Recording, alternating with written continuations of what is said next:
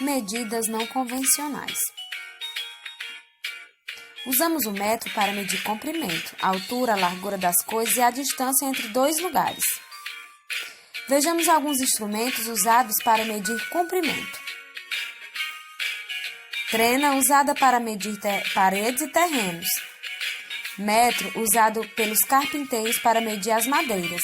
Fita métrica, usada pelas costureiras para medir. Régua, usada pelos alunos. Metro de madeira mede fitas ou tecidos, usado pelos lojistas. Para medir grandes distâncias, usamos múltiplos do metro.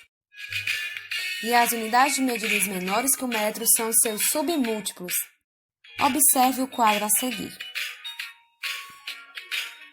Quando trabalhamos com medidas de comprimento, o metro é a unidade.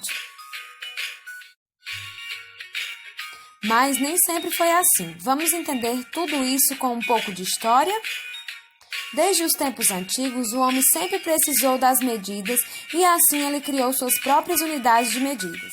O pensamento matemático do Egito indicava a necessidade de dividir e medir áreas.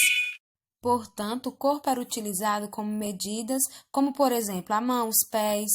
No início usávamos parte do corpo, como pés e mãos, cujos comprimentos passaram a ser as primeiras unidades de medida.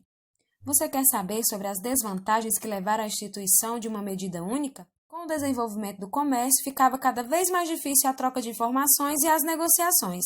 Era necessário que se adotasse um padrão de medida único para cada grandeza. Surgiu o sistema métrico decimal. Relembrando, para que possamos organizar o espaço em que vivemos, é preciso medir. Medimos ao construir casas, ao comprar roupas, ao cultivar terras e etc. Medir é eleger uma unidade de medida e determinar quantas vezes ela cabe no objeto.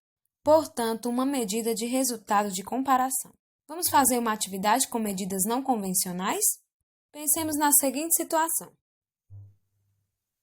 Márcia e Tiago apostaram uma corrida do quadro até o fundo da sala. Quase empataram, mas no final Tiago foi o vencedor. Podemos dizer que a distância percorrida por Tiago foi menor que a distância percorrida por Márcia? Resposta: a distância percorrida pelos dois alunos foi a mesma. Márcia contou 20 passos e um pouquinho de uma ponta à outra e Tiago contou quase 22 passos. Por que o número de passos encontrado por Márcia foi diferente do encontrado por Tiago? Resposta: porque o comprimento dos passos é diferente.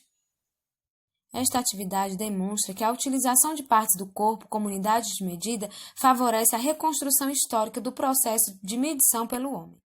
E o passo é uma unidade de comprimento não convencional. Até a próxima!